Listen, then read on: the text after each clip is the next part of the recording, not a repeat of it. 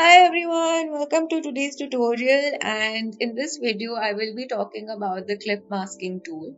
The clip masking tool is one of the most interesting tools that I've worked with so far because it actually helps you to insert a certain pattern inside your illustrations. So that pattern can be of your own that you've created, or it can be of an image.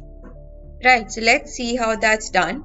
So we create a new document. For this document, I will be using this A4 size document, which is 21 by 29.7 centimeters. The orientation is portrait, and I will be giving a name to my document, Clip Masking Tool. So feel free to use any of these documents provided by Adobe Illustrator, or you can customize it even further by providing in the values in the width and the height option right here. And let's begin. Alright, so before I begin with the clip masking tool, I would like to remind you all to make sure that the Essential Classic option has been switched on from this drop down box below. Then only you will be able to access all these tools right here on your screen if you can't. Right, so I'll start by making one pattern, which will be the polka dots, since it's the easiest to make as well. So we go over here to the shape tool and I click on ellipse. So I'll start by making a really small circle like that, and I will also change the fill of my shape to dark blue. So you can use any of these preloaded colors as well, that's up to you. Right. So let's also make multiple copies of this circle by selecting the circle and by holding on to the Alt key and clicking and dragging a circle like that. So now we make another copy of it. We can do the same thing by clicking on the Alt and making multiple copies, as many as you like. Right. So we can keep going on till we get a substantial amount, like about, and I think that's enough for now. So let's make another shape. Let's take a polygon tool, and I will also remove the fill by clicking on this none box right here. Okay, so I'll click and drag my mouse to make a polygon like that. Okay, good. So I'll select.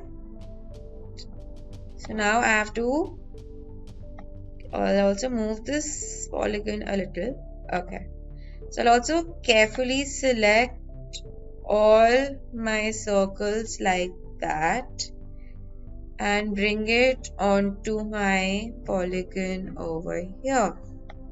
So I'll select this all these shapes again, and I'll bring it to the middle of my document like that.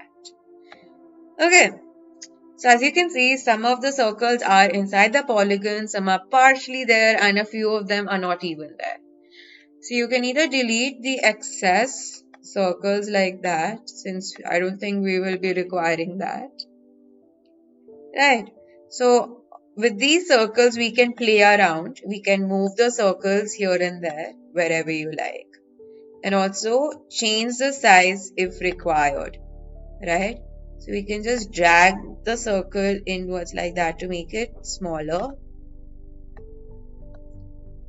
and probably move this here. Let's make this one smaller also, like that.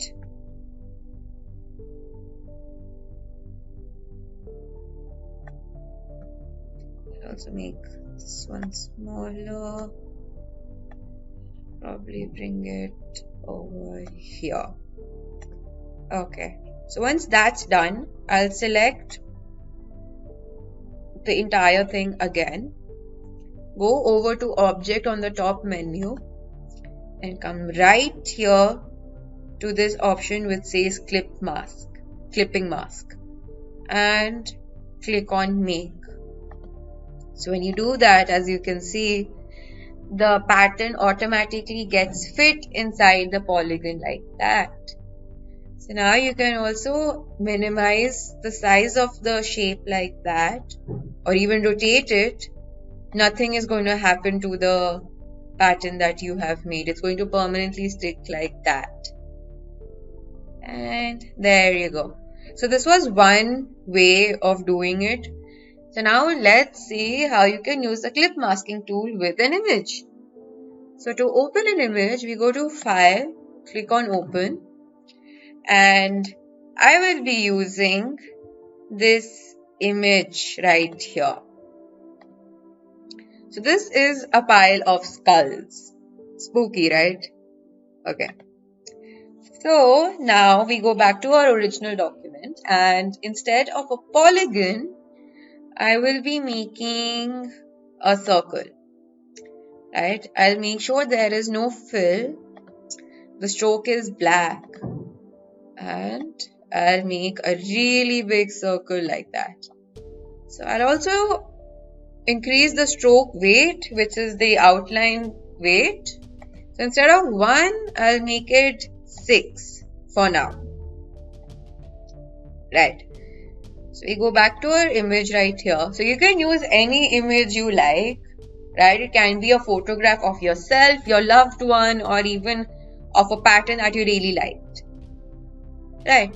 So we click on this image and drag it to our original document right here.